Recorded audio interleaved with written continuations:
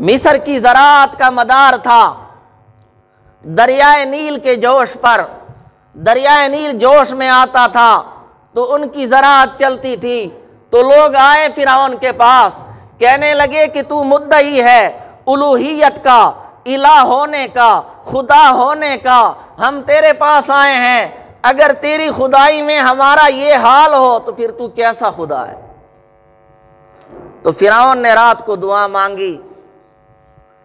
کہ یا اللہ میں اس قابل تو نہیں کہ تیری بارگاہ میں کوئی عرض، کوئی درخواست پیش کر سکوں،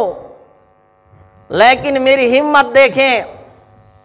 کہ میں نے تجھے چھوڑا، تیرے ساتھ اپنا تعلق توڑا، میں نے جنت کو بھی چھوڑ دیا، سب کچھ میں نے چھوڑا ہے، تو اس کے بدلے میں میری یہ دعا قبول کیجئے کہ کل جب میں دریائے نیل کو حکم دوں تو میرے حکم پہ وہ جوش میں آ جائے۔